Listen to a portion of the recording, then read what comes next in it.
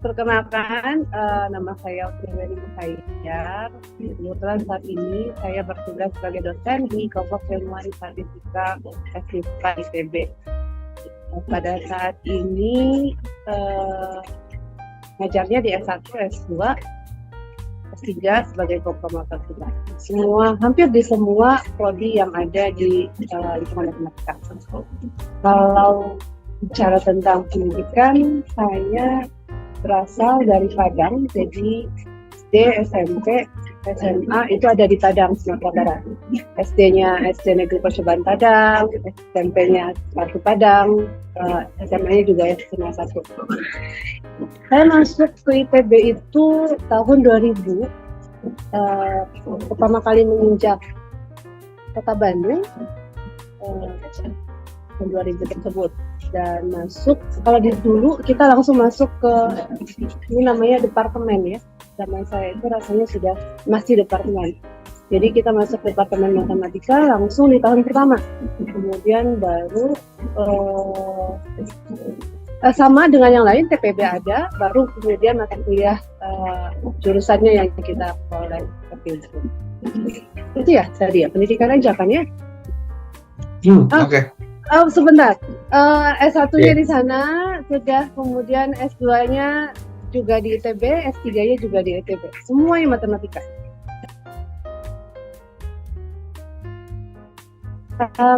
Kenapa matematika?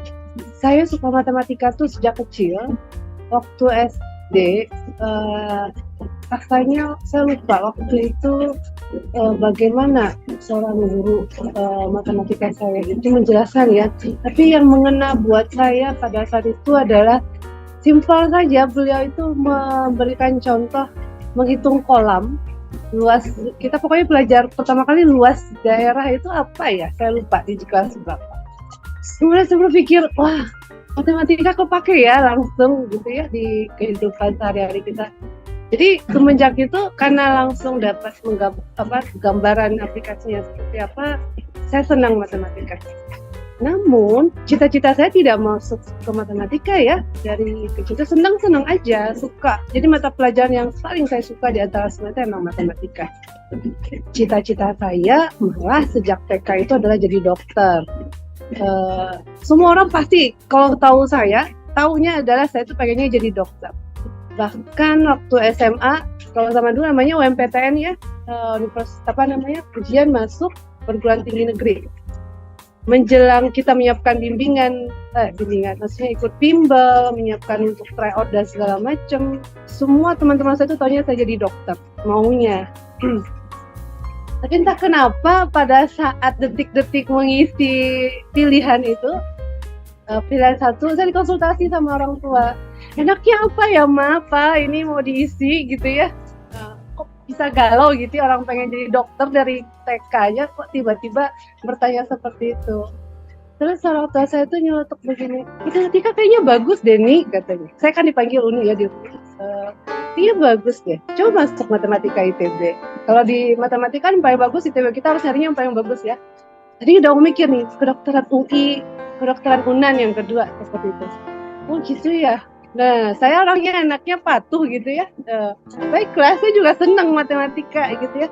Pilihan satu matematika, tapi rasa-rasa pengen jadi dokter tuh pengen ada. Tetap pilihan keduanya kedokteran di UNAN.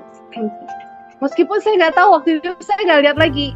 Kalau dulu apa sih istilahnya kalau kita mau melihat ranking itu ada ya, passing grade-nya ITB matematika itu apakah lebih tinggi atau lebih rendah dibandingkan UNAN, saya nggak lihat. Jujurnya saya nggak lihat lagi. Ya udahlah matematika aja kata saya. ITB mah keren lah. Masa kalah pada UNAN, saya mikirnya gitu doang ya.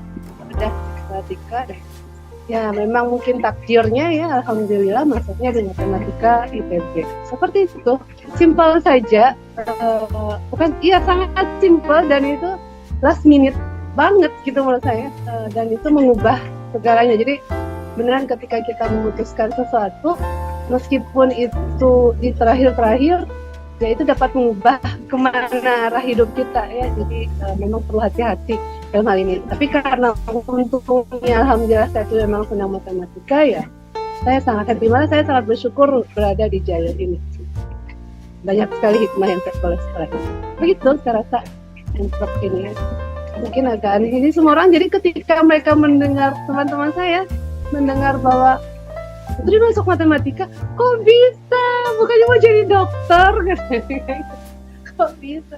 Iya ya, saya juga. Nah, meskipun begitu masih ada rasa-rasa kayaknya saya pengen double kuliah dokter deh gitu kayak gitu. Sampai S2 masih ada rasa itu, sampai S3 masih ada nggak ya? Sedikit masih ada. Tapi setelah udah kerja, sudah tidak mungkin saya punya kuliah kedokteran, kata saya. Ngaco saya kalau sampai kayak gitu. Tapi menariknya adalah ketika menjadi dosen itu, saya rasa kita bisa ke lini manapun gitu ya sambil belajar, karena matematika ya ilmu dasar. Kemudian saya spesifiknya di statistik, jadi itu kayak apa ya? Karena dia basic dari segala ilmu, sehingga kita bisa masuk kemanapun. Itu yang saya rasa. Pada saat orang bertanya mereka butuh matematika dari bidang manapun, jadinya ya kepake ya, kita jadi tahu juga bidang mereka. Termasuk kedokteran itu sendiri gitu. Bahwa mereka membutuhkan, misalnya teman saya ada dokter, dia jadi dosen dan butuh apa, berceritalah kita, wah jadi saya tahu hal-hal yang ini, meskipun kita nggak langsung praktek ya untuk terhadap pasien, tapi menurut saya itu kenapa saya sangat menikmati gitu ya di matematika, khususnya statistika, karena peranan kita itu sangat banyak. Jadi kurang lebih begitu sih tentang ini alasan kok bisa di matematika gitu. Apa yang kalian pikirkan tentang matematika? Ya itulah ya, dari SD sampai SMA kan kita menghitung ya semuanya ya, menghitung gitu. Kalau seandainya kalian berpikir seperti itu, wah kalian terjebak masuk matematika, kan begitu. Karena memang ternyata tidak, kalau zaman dulu kan cukup sederhana menurut saya matematikanya. Atau ya bayangannya, apalagi kalau menjelang persiapan masuk kuliah dulu, hitung-hitungan dan segala macam, itu kayaknya nguli banget ya. Tapi ketika masuk matematika kan tidak hanya itu ya yang kita peroleh ya, sampai membuktikan sesuatu yang kayaknya ini udah terbukti deh kalau kita lihat gitu, artinya kayak gitu. Bahkan seorang teman dari teknik pertambangan gitu atau teknik manapun lah waktu itu bertanya pada saya, Tri, buat apa ya belajar ini? 1 kali 0 mah bukannya memang 0 gitu atau apa gitu. Kali 0 mah udah jelas 0, ngapain dibuktikan lagi gitu. Nah saya pada saat itu memang masih belum bisa menjawabnya. Nah kemudian saya ketawa aja, iya sih, tapi kayaknya bukan itu deh message-nya, kata saya. Dan memang bukan ya, di matematika itu membuat kita belajar untuk berpikir lebih runut, sehingga jika masalahnya tampak sepele atau rumit sekalipun nantinya, kita masih bisa menyelesaikannya dengan runut gitu, membuat kita jadi tahu harus ini apa, logikanya lebih terasa. Dan makanya ketika lulusan matematika itu bisa survive kemanapun, karena mereka udah punya pola pikir yang dasar, sehingga bekerja atau belajar hal baru itu akan lebih mudah. Memang butuh waktu, tetapi insya Allah lebih nancapnya lama gitu, dan berkembangnya akan lebih baik lagi. Begitu.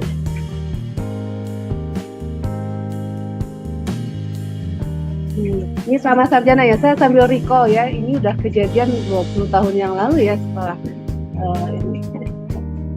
Dibandingkan sama dosen yang lain masih baru mungkin ya 20 tahun yang lalu, tapi dosen-dosen senior ya, tidak sudah mungkin lebih tahu.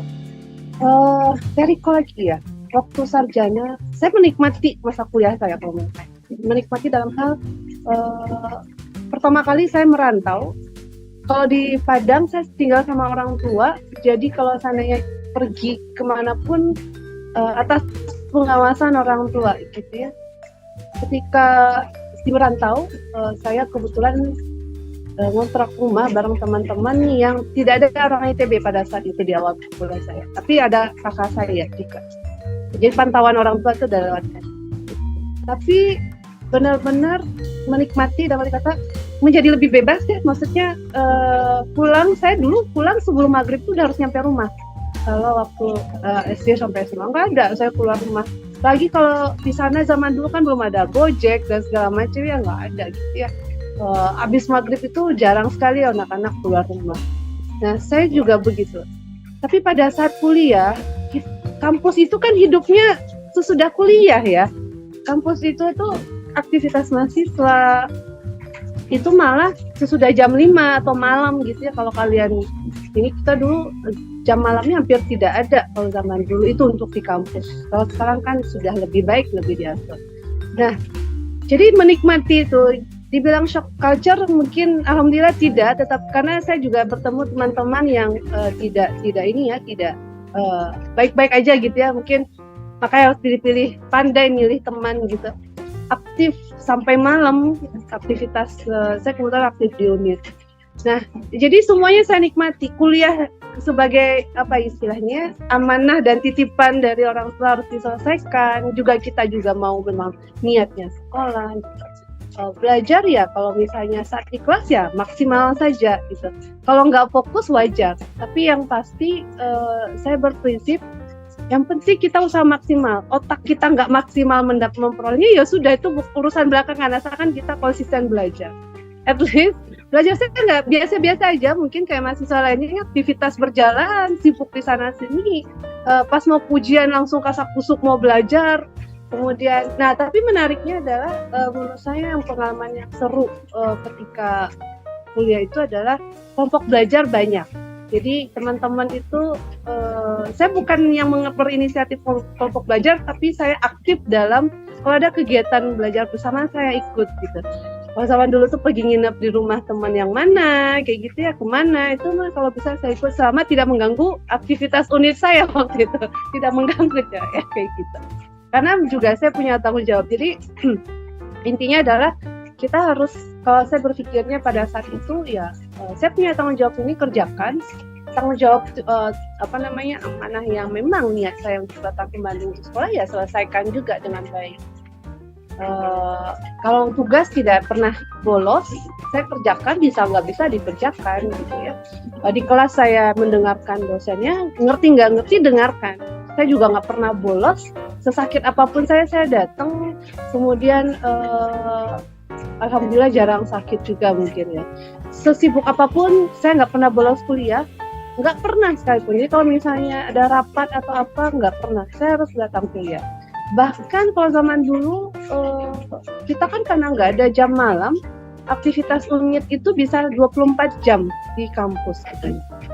Saya pernah ingat kami itu habis beraktivitas, saya di luar kota, penampilan begitu ya, balik ke Bandung itu menjelang subuh, atau saya lupa, jam 2 pagi, terus tidur sebentar di kampus 2 jam itu, jam 4 pokoknya saya nyampe rumah menjelang subuh. Kuliah saya pagi itu jam 7 pagi. Bayangkan oleh kalian.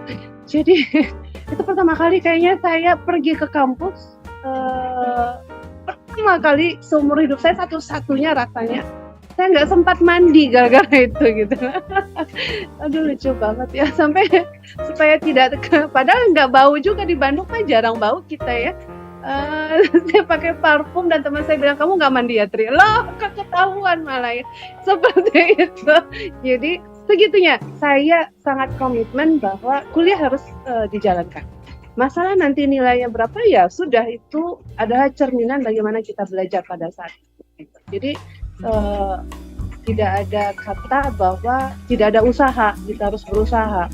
Mau sesibuk apapun itu saya aktifnya di unit ya, unit kesenian. Kebetulan karena dari Padang, berarti UKM ya, unit kesenian Minangkabau. Penampilan saya persiapan atau latihan itu sampai malam-malam. Besok mau ujian tetap saya latihan, saya nggak pernah excuse dalam hal itu. Tapi buku saya buka karena kebetulan saya main musik ya, musik yang sederhana, bukan yang inti juga, back di belakangnya aja. Dan sambil ini saya belajar. Masalah nempel atau enggak itu urusan lain.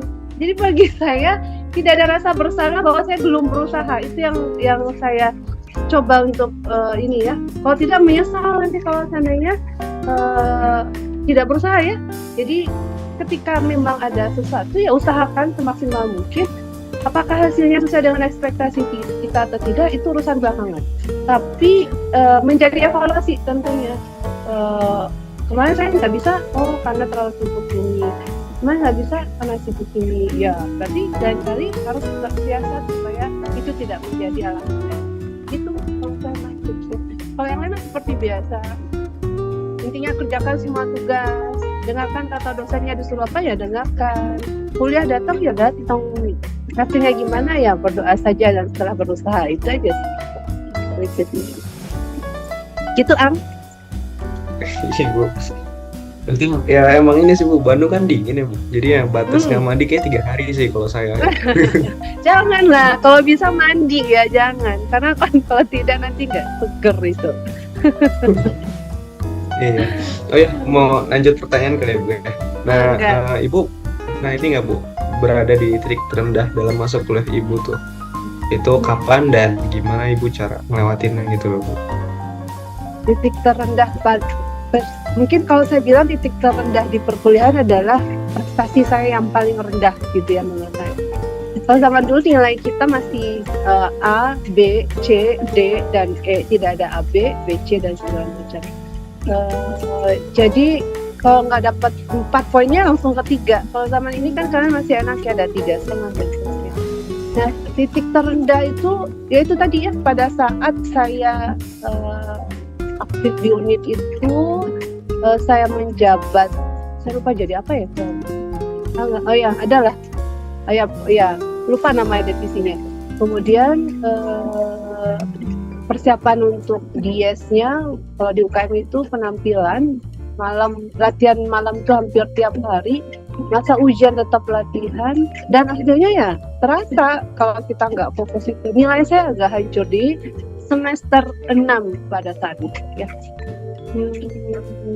Meskipun nilainya ada yang anjlok, untung aja mata kuliah pilihan gitu ya. Jadi berstrategi gitu ya, ketika misalkan kita buat prioritas dan kita tidak mampu, misalnya kita punya banyak pilihan, banyak pekerjaan, kita merasa tidak mampu untuk mengerjakan semuanya, maka pilihlah dibuat prioritas. Mata kuliah wajib diselesaikan, harus selesai, harus baik gitu ya. Kemudian kalau pilihan kan masih bisa kita tidak munculkan begitu, tidak kita munculkan. Yaitu kalau masih bisa berusaha sampaikan ke dosennya kalau biasa saya bisa dan ini tapi dengan cara yang baik. Itu saya lakukan di semester itu, saya berjuang habisnya karena keluar nilai IP saya itu menurut saya anjlok banget. Rasanya saya nggak pernah di bawah 3 rasanya saya pernah nggak ya? Ya, tapi di bawah itu waktu itu di bawah 3 dan hampir mendekati 2 atau 2,5 kayak gitu. Jadi agak kok bisa gitu ya. Ada satu mata kuliah emang saya nggak ngerti dan saya waktu itu kebetulan ngambil mata kuliah itu karena ikut teman. Jadi itu juga hati-hati, jangan semua karena pengen bersama teman jadinya ngambil mata kuliah yang kita sendiri juga nggak terlalu ini gitu. Tapi lulus, semuanya mata kuliah lulus alhamdulillah. Cuma ya itu. Nah ada mata kuliah yang saya rasa bisa dapat jelek dan saya protes ke dosennya, bukan protes sih, bertanya, Bapak rasanya kok saya bisa ujian ya Pak ya, nilai saya kok segini Pak, saya gitu ya, boleh saya lihat berkas atau apa kayak gitu, dengan cara yang baik. Cara yang baik, ingat harus dengan cara yang baik. Untung bapaknya juga baik gitu ya. Kemudian tiba-tiba muncul nilai saya jadi A gitu. Jadi alhamdulillah kata saya. Jadi yang satu lagi ya sudah saya lepas saja, tidak saya ambil, saya ganti dengan mata kuliah pilihan lainnya. Jadi menurut saya itu ya terendah. Bagaimana saya melewatinya? Ya tadi kalau misalnya ada yang masih bisa saya usahakan, saya usahakan. Termasuk ya tadi ya, kalau sana kita memang merasa bisa, boleh loh bertanya ke dosen, tapi ingat ya dengan cara yang baik. Saya kalau mengingatkan ke mahasiswa juga begitu. Jangan pernah saya nggak minta perbaikan ke bapaknya, tidak. Saya cuma boleh lihat berkas, kemudian rasanya saya kok bisa ya Pak, saya salahnya kurang lebih di mana biar saya belajar kayak gitu lagi gitu ya. Dan alhamdulillah bapaknya lakukan. Kemudian kalau seandainya jelek dan memang sudah kita tidak ya tadi ya mata kuliah yang saya ikut-ikutan lah bisa dibilang begitu, akhirnya ya kita kenal sendiri juga ya bahwa Kalau sana kita udah gak fokus, kemudian di awalnya juga bukan sesuatu yang kita sukai misalnya, atau yang bukan kita inginkan awalnya karena ikut-ikutan, akhirnya dapat hasil itu ya itu menjadi pembelajaran. Hati-hati aja kalau ngambil mata kuliah yang serupa itu. Nah, bagaimana artinya ya seperti itu saja. Kalau masih ada kesempatan depan, saya selalu memanfaatkannya. Tapi kalau saya sudah tidak, ya saya terima itu sebagai konsekuensi dari apa yang sudah saya lakukan. Nah, itu kan cerminan ya, nilai itu cerminan kita satu semester kita belajarnya kayak gimana. Ya udah, perbaiki aja berikutnya. Ya, lewatnya seperti itu.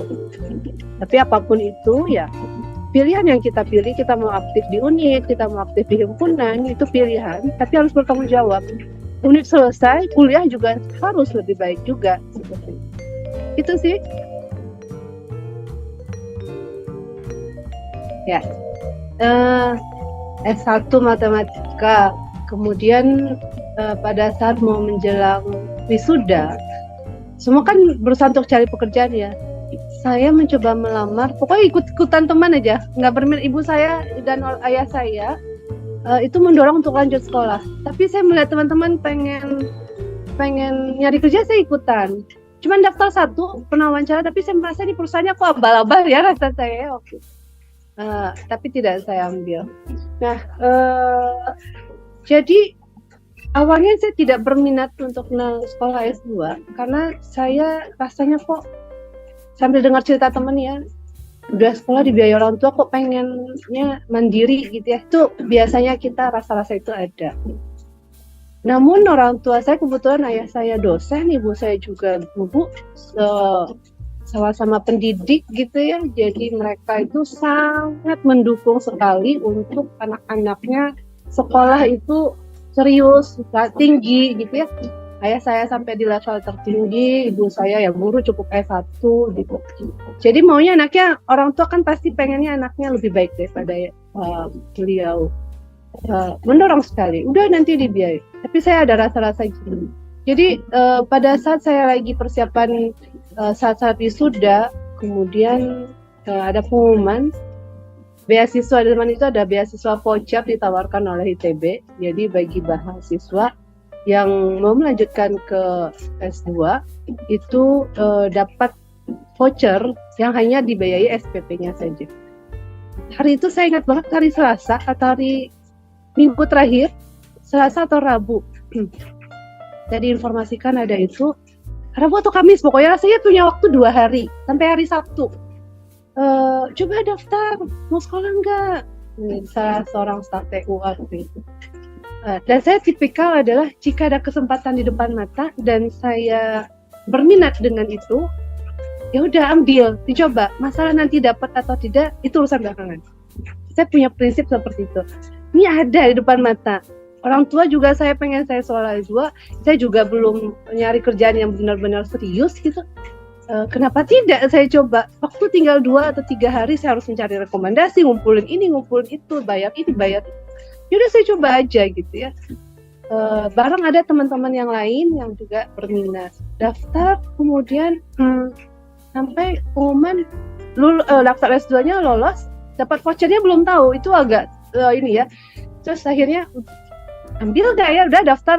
Kalau saya kayak gini juga, kalau saya sudah daftar, udah mulai sesuatu, selesaikan. Saya berprinsip begitu. Jadi daftar aja lah. Sekolah, voucher belum tahu ini dibiayai atau enggak. Yang penting saya enggak bayar dulu, kan bisa penangguhan ya kalau istilah sekarang. Nah kemudian sudah daftar itu sekolah, bahkan adik saya pun nggak tahu saya lagi S2 sampai dia marah sama saya. Kenapa nggak bilang lagi S2? Dia tahu dari teman-teman saya. Dia kesel banget sama saya. Oh soalnya belum dapat beasiswa. Kalau nanti nggak dapat, rencananya mau berhenti aja, rencananya begitu gitu ya. Tapi alhamdulillah mungkin rezekinya di sana dapat beasiswa. Jadi biayanya di instan. Ketika selesai S2, saya baru berasa nanti mau jadi apa ya kalau udah lulus. Berminat jadi dosen gitu ya. Kebetulan di saat itu saya jadi, kalau voucher itu sama kayak GTA kalau zaman sekarang mungkin ya. Bahwa kita punya kewajiban 10 SKS atau berapa SKS untuk membantu dosen, atau bukan membantu dosen, membantu prodi lebih tepatnya. bekerja apakah jadi asisten, jaga make gitu ya, zaman-zaman dulu ada make itu, kemudian ya macam-macam. Kemudian baru saya banyak terlibat dengan kegiatan di kakak statistik, waktu itu masih KBK namanya. Dibawa ke sana ke sini sama pembimbing saya waktu tesis Bu Ria Pujiana Pasar Ibu. Jadi bawa ke sana ke sini, baru saya ngerasa kayaknya senang ya jadi dosen. Dan kalau udah ketika memutuskan S2 itu pun juga sudah, ini kayaknya jalur saya kemungkinan saya kalau nggak jadi dosen nih jadi pendidik gitu ya, guru gitu lah dalam pikiran saya. Karena zaman dulu kan masih kalau udah sekolah tinggi itu arahannya maunya arah ke pendidik gitu ya. Jadi ini, dan waktu itu sudah lama sekali tidak diterima jadi dosen, tidak ada jadi penerimaan dosen di matematika. Di kakak statistika itu sedikit sekali dosennya, banyak yang lagi keluar sekolah. Jadi kami itu asisten itu kebetulan ada 4 orang yang dapat voucher pada saat itu benar-benar terlibat sekali dalam pengajaran. Nah kemudian akhirnya tawaran untuk jadi ini juga belum ada. Baru tahun berapa, dan itu menuntut bahwa dosen harus sudah S3. Saya masih S2 baru mau lulus pada saat itu. Mencoba daftar, tapi karena persyaratannya sudah S3, akhirnya tidak lolos jadi dosen. Nah kemudian tahun berikutnya diturunkan. Kalau itu saya baru tahun 2007 saya sudah lulus. Kemudian ada bukan, ya itu yang tadi nggak lolos itu ya 2007. Pada saat 2000, karena melihat nggak syaratnya harus jadi mahasiswa S3, lulus S3, akhirnya saya pikir yaudah saya masuk S3 lanjut gitu ya.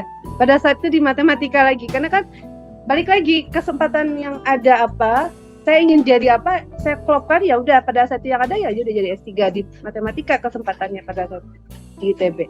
Daftar 2008 ada penerimaan dosen, dan untungnya syaratnya diperlemah bahwa minimal sedang S3 gitu.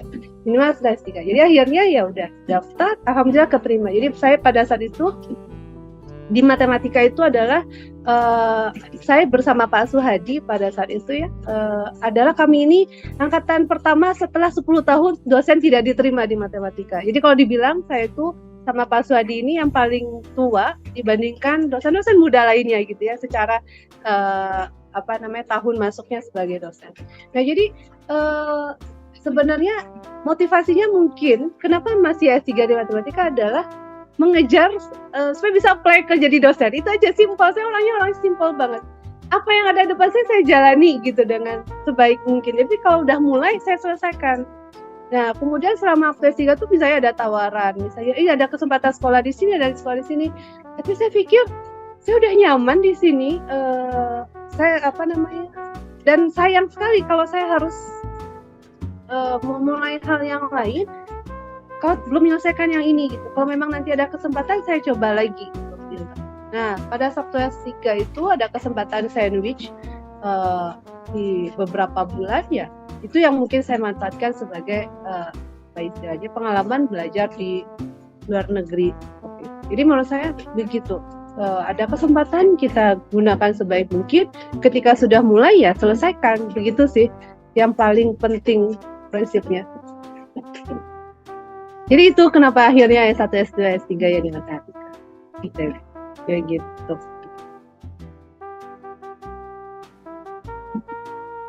Jadi seperti yang tadi saya katakan bahwa pada saat itu kita udah 10 tahun di ITB itu monetarium ya istilahnya, tidak menerima dosen. Di matematika khususnya 10 tahun. Jadi sebelum saya ada Bu Hani, Bu Nuning, sama Pak Bara, seingat saya yang terakhir diterima jadi dosen. 10 tahun kemudian belum ada, baru ada pembukaan yang saya dan Pak Suhadi. Nah, pada saat itu ITB juga lagi gencar-gencarnya ngasih voucher. Jadi sebenarnya menurut saya sih mungkin salah satu mau melihat asisten-asisten yang berpotensi juga yang bisa dijadikan dosen gitu. Nah, di kakak statistika sendiri atau KBK statistika pada saat itu, dosen aktif pada saat itu dosen-dosen senior yang muda-muda lagi pada sekolah. Jadi saya bilang, saya ingat sekali hanya 4 dosen atau 3 gitu ya. Ada Pak Sutawanir sudah pensiun, Pak Sumanto dan Bu Ria gitu ya. Sebelumnya juga ada Profesor Maman Jauhari, tapi beliau pindah ke Al-Jabar pada saat saya di S2 waktu itu. Nah, jadi cuma bertiga beliau ini yang mengelola ini dengan mata kuliah statistika yang cukup banyak yang harus. Jadi kami pada saat itu asisten benar-benar sangat dilibatkan dalam pengajaran. Kalau ada kegiatan, project atau apa juga kami terlibat, dibawa kemana-mana kalau ada kebutuhan tentang statistika. Saya sama Bu Ria waktu itu asisten beliau mengajar, ikut dan mengajar. Dan akhirnya pada saat kita melamar, jadi lama ya, saya dari tahun 2004 aktif karena voucher itu kan harus aktif sebagai asisten.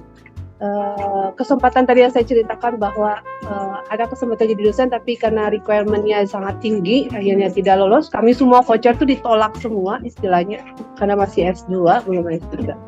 Nah, satu persatu rekan-rekan ini pada berguguran, dalam arti kata mereka semua pengen jadi dosen nih. Kita tuh ada 8 orang voucher plus di bawah saya itu ada berapa? Semua pengen jadi dosen tapi pada saat itu ininya tinggi. Belum ada kepastian apakah nanti diterima atau tidak. Jadi para yang teman-teman yang agak mendesak kebutuhannya harus segera mencari pekerjaan, mereka mulai satu persatu meninggalkan ITB. Saya dan rekan-rekan ya termasuk saya dan Pak Suhadi lebih tepatnya ya yang bertahan gitu ya, menunggu dengan sabar sambil sekolah S3. Ada rekrutmen dosen lagi, ya udah kita daftar sampai S3. Nah, semuanya kita jalani ya, dari matematika ngasih tugas apa dan ini apa, terlibat di sana sini. Jadi akhirnya kalau bisa dibilang dosen-dosen matematika tuh hampir semua mengenali kami gitu. Jadi itu salah satunya yang ternyata menjadi istilahnya modal, sehingga nanti tanpa udah lihat dia daftar, udah kegiatannya begini mungkin ya dalam pikiran saya ya pada saat mungkin diseleksi, wah ini oke lah. Pas wawancara juga baik-baik saja, aman gitu. Sudah rata-rata sudah pada kenal, ya alhamdulillah. Dan kami mungkin anak baik gitu ya, tidak banyak masalahnya, jadi diterima jadi dosen. Itu awalnya. Jadi dan sambil menjadi asisten itu kan membantu mengajar iya, kemudian kalau ada kegiatan dari prodi lain, penelitian atau diskusi juga terlibat. Jadi akhirnya banyak kenal dengan tidak hanya di prodi, di luar prodi juga seperti itu. Kalau istilahnya dulu saya ngikutin Bu Ria gitu ya kemana-mana karena asisten beliau kan gitu sih. Sampai dikira ini anaknya ibu sampai segitunya gitu. Ya kurang lebih seperti itu. Akhirnya bisa menjadi dosen di matematika karena emang ITB waktu itu lagi butuh juga. Yang ada hanya saya pada saat itu sama Pak Suhadi, ya diterima lah, nggak ada lagi yang lain yang daftar waktu itu. Yang lagi memenuhi syarat ini administrasi ya mungkin itu. Kalau pintar mah banyak ya yang lain kalau menurut saya, tapi ya rezekinya saya Mas Pak Suhadi.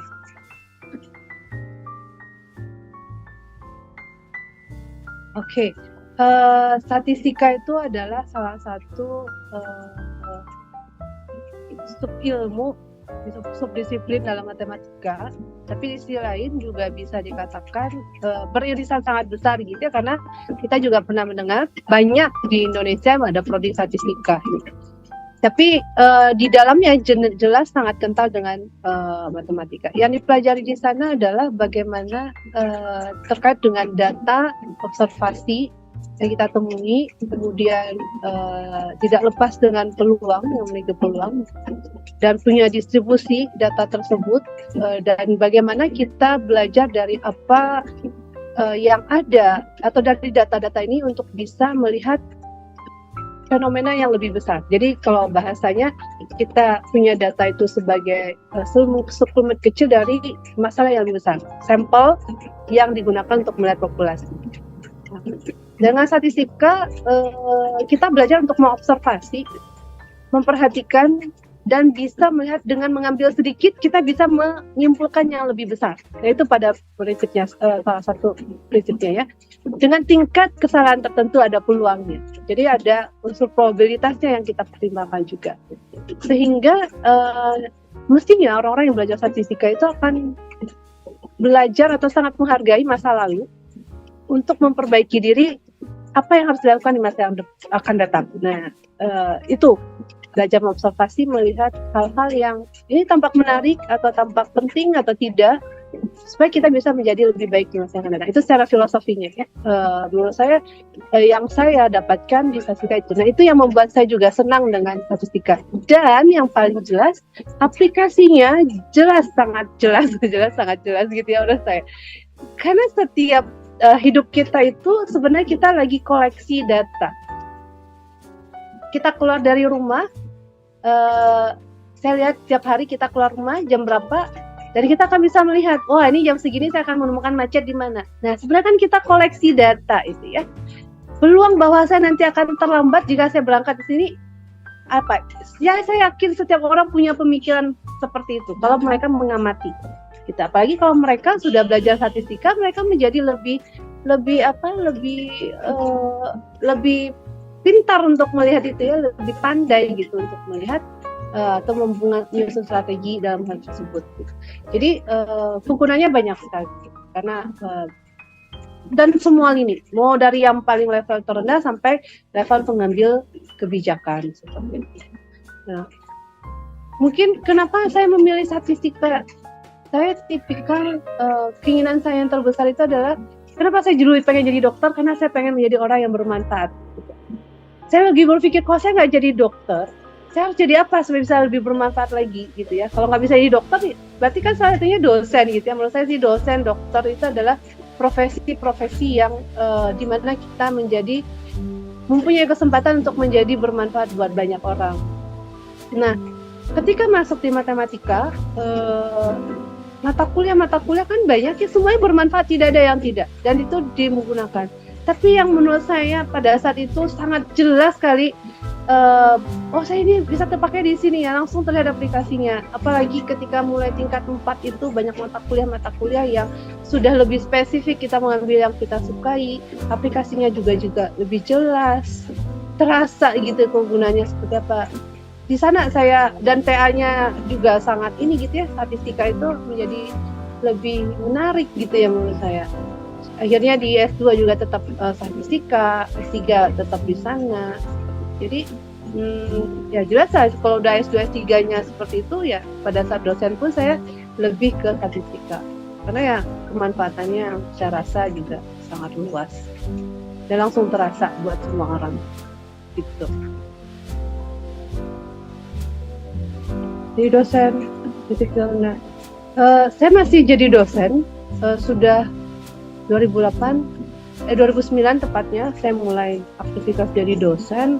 Kan berarti udah tahun berapa ya? 15 ya? 15-20 saya ngitungnya dosen. Ya kayaknya tahun ke-15 saya menjadi dosen. Insya Allah sisa umur saya juga menjadi dosen gitu. Rasanya kalau bicara titik terendah, saya berpikir ya sejak semalam kalau ditanya titik terendah itu di mana titik terendah saya ya. Saya termasuk yang berusaha untuk enjoy terhadap apa yang saya kerjakan, dan sama dulu saya ingat jadi pertama kali saya diwawancara jadi dosen, pertanyaan ini muncul, sama jadi asisten apa dukanya yang paling ini gitu ya. Terus saya ditanya kayak gitu, mendadak saya berpikir sejujurnya saya tidak bisa mengatakan yang mana gitu loh, karena pada prinsipnya ketika saya menjalankan sesuatu ya saya jalankan, saya punya apa ya saya syukuri aja. Jadi apakah itu masa-masa sulit pasti ada, kalau dihitung mah banyak banget.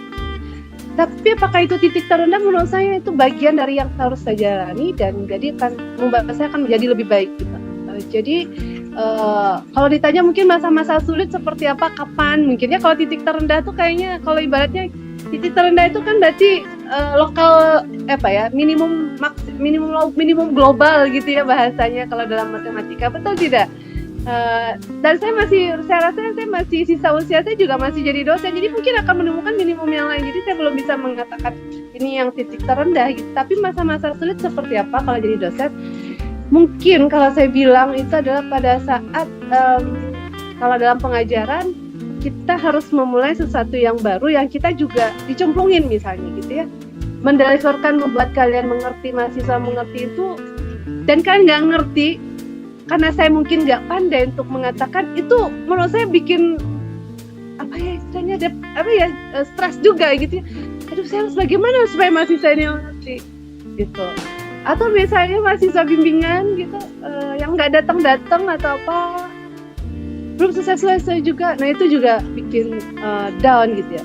Tapi secara umum mungkin juga pada saat kita ada beberapa, ini semua orang saya rasa ya, kita mendapatkan beberapa tugas dan semuanya pada saat yang sama harus diselesaikan. Nah itu bagaimana mengatasi itu yang menurut saya dibilang itu tingkat kita yang paling rendah pada saat itu ya.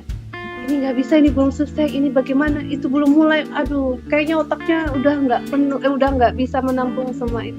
Mungkin kalian juga begitu ya, ini ada ujian ini harus menyelesaikan itu di himpunan bla bla bla.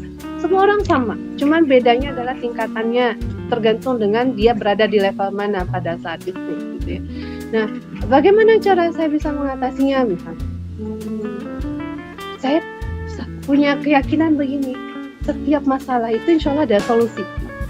Tidak ada masalah yang tidak bisa diselesaikan. Masalahnya adalah penyelesaiannya itu dalam jangka yang pendek atau panjang, gitu ya. Apakah tuntas atau tidak tuntas? Kan pilihannya begitu. Itu yang saya yakini bahwa itu akan selesai. Kalau saya merasa dalam keadaan yang paling down pada saat itu, misalnya, saya berpikir ini insya Allah akan saya lewati. Apakah 1 hari depan atau 7 hari, tinggal saya harus bersabar saja dan berusaha untuk menyelesaikan. Itu yang saya yakini gitu. Karena saya yakin tidak ada Allah itu tidak akan memberikan suatu cobaan ke kita jika kita tidak mampu untuk mengatasinya. Itu yang saya pegang gitu. Dan alhamdulillah itu selalu menjadi penenang gitu ya.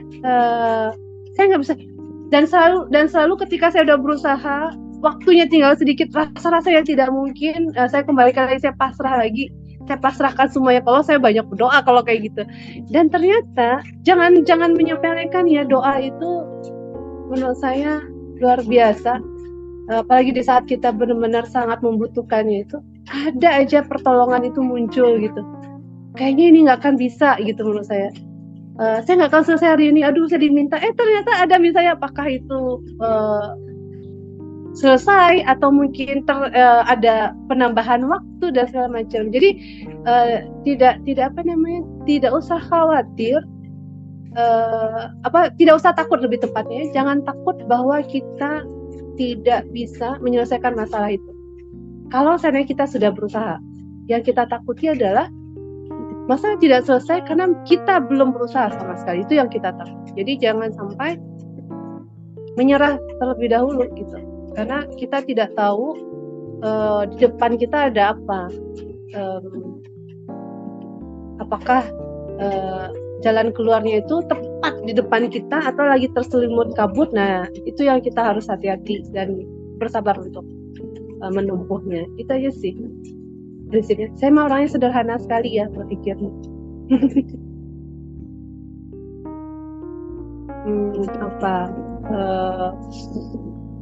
Pengalaman unik jadi dosen pas mengajar misalnya. Banyak sebenarnya ya, tapi saya lagi berpikir yang mana yang paling menarik. Ketika misalkan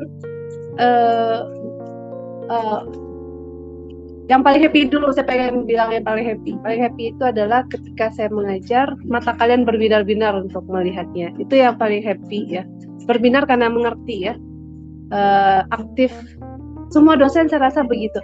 Aktif bertanya, antusiasmenya terlihat. Itu menurut saya hal yang paling menyenangkan bagi kami seorang dosen. Nah, kalau pengalaman yang istilahnya Zahra berkesan gitu ya, atau unik, semuanya berkesan sih, apalagi pas di awal-awal mengajar ya. Saya di awal mengajar itu saya masuk, semua orang menyangka saya itu asisten, kok semua tidak serius, apalagi mata kuliah teknik nanti. Terus baru saya bilang saya di dosen kalian, baru mereka memperhatikan saya. Aduh nih kurang asem juga nih anak-anaknya dalam hati. Mungkin karena masih muda sekali pada saat itu, jadi tampangnya sangat culun. Nah kemudian yang menarik itu juga adalah pada saat misalnya menjelaskan sesuatu yang ya tadi ya, kalau misalnya ada sesuatu yang baru buat saya juga, saya baru belajar beberapa waktu sebelumnya, menjelaskan ke siswa itu paling struggle menurut saya. Mereka nggak paham ya, saya lebih nggak paham lagi bagaimana cara ini, yang istilahnya begitu ya, aduh nggak tahu lagi gimana cara. Nah itu yang masa-masa galau kalau menurut saya kalau jadi dosen. Kemudian unik apa ya, sama aja saya rasa ya. Oh kali gini, oh ya baru ingat, ini awal-awal mata kuliah saya masuk ke kuliah statistika dasar, anak-anaknya adalah anak tambang. Mereka ini yaitu tadi yang menyangka awal-awal saya adalah mahasiswa asistennya. Kemudian di pertengahan mereka udah tahu saya dosen, dan maksudnya berapa kali pertemuan. Nah kemudian ada satu ketika, mereka ini kan kalau zaman dulu tambang itu laki-laki semua ya, paling 3 diantara atau kurang dari 10 diantara 70 atau 80 di kelas itu.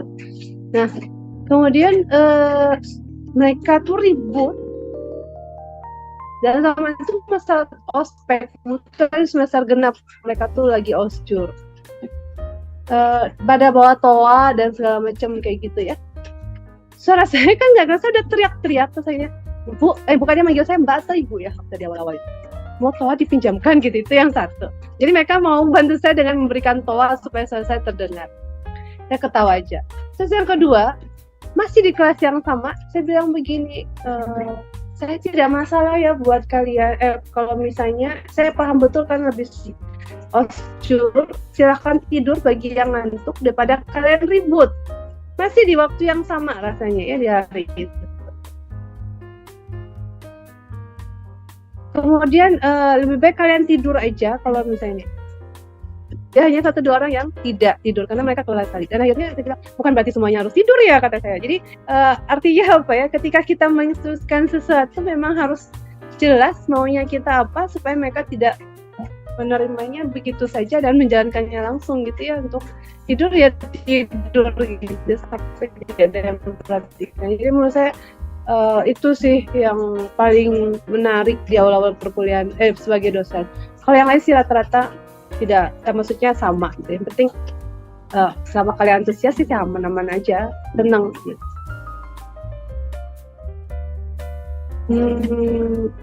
Selain ngajar, dosen itu banyak ya pekerjaannya sebenarnya. Kita punya tugas tridharma perguruan tinggi, mengajar, peneliti, dan pengabdian pada masyarakat, plus pengembangan institusi gitu. Jadi kesibukan dosen itu tidak hanya mengajar.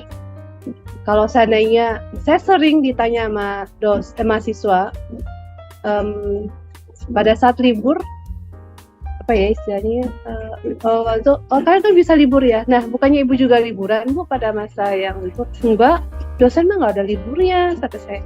Kalian selesai ujian, kalian bisa liburan. Kami tidak, kami harus mengoreksi dulu, mengeluarkan nilai, kemudian belum lagi kegiatan rapat dan penelitian dan segala macam. Jadi nggak ada, bisa dibilang nggak ada libur ya. Kalau bicara dosen masa kini ya, kalau dosen dulu mungkin zaman dulu banget mungkin, tapi dosen sekarang mereka tidak bekerja hanya pada saat kuliah saja. Di balik itu persiapannya banyak. Itu hanya untuk materi perkuliahan saja. Belum lagi mereka harus penelitian, mengembangkan apa yang menjadi minat penelitian mereka, apakah itu berdiskusi dengan peneliti yang lain atau mungkin bekerja sama dengan industri gitu ya, dan terkait dengan pengabdian masyarakat juga harus ada. Belum lagi pekerjaan yang sifatnya sangat non akademis gitu, misalnya panitia ini, panitia itu, atau mengurus prodi dan segala macam gitu ya, dan itu sangat-sangat sibuk sekali. Nah, jadi dan saya rasanya hampir dibilang kehidupan saya kalau nggak di kampus ya di rumah gitu. Jadi aktivitas yang lain misalnya ketika saya berada di luar kampus ya masih berhubungan dengan profesi saya sebagai dosen. Misalnya apakah memberikan kuliah tamu atau kerjasama dengan industri, memberikan pelatihan dan segala macam gitu ya. Ya itu gimana caranya supaya ilmu yang kita miliki itu lebih berkembang dengan melalui penelitian, kemudian lebih bisa teraplikasikan, manfaatnya terasa oleh masyarakat melalui pengabdian masyarakat tersebut. Jadi saya rasa sama dengan yang lain gitu ya. Saya tidak aktif dengan kegiatan yang lain, dalam arti kata mungkin ada masuk organisasi apa dan segala macam, tidak, saya tidak seperti itu. Jadi semua kegiatan saya memang masih relevan dengan kerjaan saya sebagai dosen gitu. Saya senang misalnya traveling dan itu, kalau misalnya traveling dan segala macam itu disesuaikan. Kalau misalnya ada konferensi ya itu saya sebut sebagai kalian traveling gitu. Kalau seandainya olahraga ya itu bagian dari menjaga kesehatan tubuh dan segala macam. Seperti itu sih. Tidak jauh-jauh dari aktivitas sebagai dosen saja. Saya penelitiannya memang banyak di space-time analysis. Kalau bisa dibilang itu adalah perkembangan atau bentuk vektor dari time series gitu ya. Kenapa saya memilih ini? Kebetulan topik ini sudah menjadi fokus penelitian saya semenjak tesis di S2. Kemudian di S3 juga saya menggeluti itu. Dan kami memang biasanya di dosen itu fokus penelitiannya pada saat jadi dosen itu masih relevan dengan pendidikan terakhirnya apa gitu ya, apalagi di S3. Itu yang pesan dari guru-guru saya juga, fokus pada apa yang sudah dilakukan pada saat S3 dikembangkan. Nah, selain di space time, kenapa saya milih space time? Ya itu statistik dan itu saya senang gitu ya dengan time series. Dari yang satu saya juga udah senang dengan time series dan itu menarik gitu. Saya belajar bahwa pada prinsipnya kan ini pemodelan ya. Time series ataupun space time itu kita belajar dari masa lalu. Mereka observasi yang ada di masa lalu itu seperti apa keterkaitannya satu sama lain dan kita ingin formulasikan. Kita cari bagaimana hubungan mereka dan kita gunakan untuk memprediksi yang akan datang. Dan juga pada saat kita mempelajari masa lalu itu kita mau evaluasi ini penyebabnya apa dan seterusnya apa supaya nanti ke depan bisa kita perbaiki. Saya melihatnya seperti itu di sini. Dan pelibatan banyak lokasi itu menjadi lebih lengkap lagi gitu ya, karena tidak hanya didasarkan pada waktu tetapi juga ada pengaruh dari beberapa lokasi. Itu yang menarik dari space time ini. Nah, di sisi lain tidak hanya space time, saya juga banyak berkecimpung dengan biostatistik gitu ya. Kan tadi saya cerita bahwa saya pengen jadi dokter. Jadi kesempatan saya untuk bisa mengerti atau masih ada bau-bau biologi gitu ya yang mengarah ke dokter itu di sana biostatistik. Misalnya pernah kerjasama dengan biologi, bagaimana melalui ikan gitu kita bisa tahu ini tercemar atau tidak gitu ya, penyakit yang seperti apa atau virus yang bagaimana kayak gitu. Dan tentu saya melihatnya dari sudut pandang statistik. Jadi maksudnya banyak ilmu-ilmu yang kita pelajari pada saat kita kerjasama penelitian dengan yang lain. Atau ada juga yang lain gitu ya, tidak hanya di masalah biologi, saya juga ada di lingkungan, teknik lingkungan, masih statistik, dan itu bisa time series lagi atau space time lagi gitu ya, bagaimana tercemar atau virus COVID juga kita pelajari gitu ya, bisa kemana-mana. Nah, selain itu lagi biostatistik saya juga SPC juga saya usahakan tetap ada di sana karena kebetulan S1 saya dulu tentang SPC ya. Dan kami juga banyak bekerja sama dengan industri dan mereka termasuk dengan PT Komatsu. Awal muasal kerjasama kami dengan PT Komatsu ini ya tuntutan mereka untuk menjaga kualitas. salah satu ilmu statistik yang membantu dalam penjagaan kualitas itu adalah SPC ini, Statistical Process Control. Dan itu juga menjadi sama ya, pada prinsipnya saya pernah tadi saya sudah katakan, statistika itu membantu kita untuk mengobservasi apa yang sudah terjadi supaya kita belajar dari sana dan bisa diperbaiki untuk kedepannya. Nah, di SPC juga begitu. Bagaimana kita menghasilkan kualitas yang baik dari suatu produk dan seterusnya. Nah, itu yang ini ya, fokus dari penelitian saya.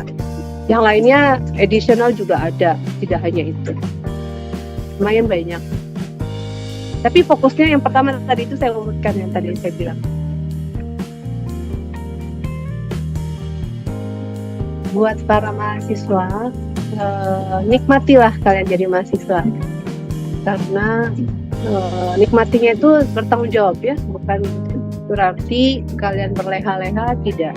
Mahasiswa ini adalah masa di mana kalian menjadi atau membentuk diri kalian, mempersiapkan diri kalian untuk menghadapi masa depan nantinya. Belajar untuk bertanggung jawab. Jika punya pilihan apa, kalian akan mendapatkan konsekuensinya seperti apa. Kita belajar pada saat menjadi mahasiswa.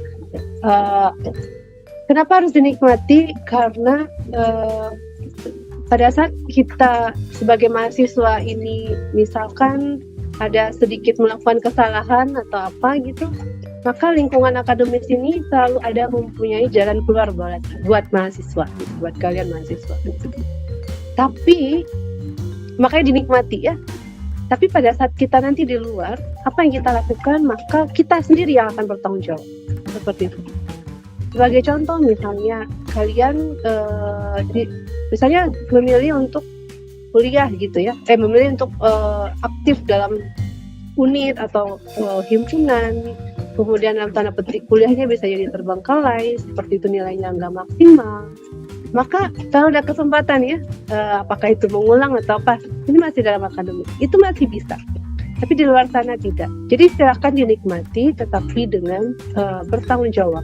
Bagaimanapun kita datang ke kampus, ke ITB ini, amanah dari orang tua atau keluarga kita adalah untuk belajar, maka selesaikanlah gitu ya. Bagi kita yang tidak hanya bagi mereka yang dibiayai orang tua atau keluarga ya, bahkan kalian yang adalah beasiswa itu tanggung jawabnya menjadi lebih lagi, karena pertanggungjawabannya menjadi lebih besar lagi seperti itu. Nah, seimbangkan juga, jangan hanya kuliah saja, aktivitas himpunan itu baik gitu ya, menjadi kalian lebih matang untuk nanti bisa bersosialisasi dengan para orang-orang di luar sana setelah lulus nantinya. Itu akan menjadi modal yang baik. Membina hubungan baik dengan dosen juga harus sopan santun, bagaimana bersikap pada orang tua. Dosen itu semuanya orang tua kalian ya, nggak ada yang lebih muda dibandingkan rasanya dengan kalian ya. Itu juga ini gitu ya, tidak ada ruginya kita gitu ya. Sopan santun dengan orang tua, cara bicara, karena kadang ketika kita berbicara atau misalnya berkomunikasi dengan dosen dengan cara yang kurang tepat, itu juga mengakibatkan hubungan yang tidak baik. Contohnya zaman sekarang kan gampang ya ketemu dosen itu, bisa janjian via WA gitu atau via apapun pesan. Tapi bahasanya ini harus diperhatikan dengan baik. Jangan sampai dosen salah tangkap, karena bahasa tulisan itu agak-agak mengerikan. Hati-hati gitu ya. Makanya harus berbahasa yang baik. Berpenampilan juga harus rapi. Ketika berhadapan dengan dosen, kalau bisa jangan pakai sendal jepit misalnya. Itu diperhatikan, tampak sepele ya. Bu, ini kan kami mahasiswa, nggak ada cerita. Itu bagaimana cerminan kalian di saat kuliah itu akan membawa ke bawah nanti, keluar nanti. Nah, ketika misalkan kalian punya masalah, baik itu dalam penelitian maupun penelitian tugas akhir nantinya ataupun dalam kuliah, tidak ada cara yang lain adalah selain menghadapinya. Jadi masalah itu pasti bisa diselesaikan, tidak ada yang tidak. yang jelas adalah berkomunikasilah. Kalau misalnya tidak mengerti dengan materi kuliah, silakan berkomunikasi dengan dosennya. Kalau sungkan dengan dosennya, bentuklah kelompok-kelompok belajar yang menyenangkan atau yang efektif dengan para teman-temannya. Jadi kumpul-kumpul tidak hanya sekedar bersosialisasi, tetapi juga manfaatkan untuk belajar. Ketika kalian meneliti pada saat mengerjakan tugas akhir, kalau tidak mengerti, sampaikan pada dosennya. Jadi komunikasi dengan dosen itu penting sekali, harus dijaga. Karena inti dari permasalahan dapat diselesaikan adalah komunikasi. Dan yakin bahwa semuanya dapat diselesaikan pada waktunya. Jadi jangan khawatir, saya rasa itu.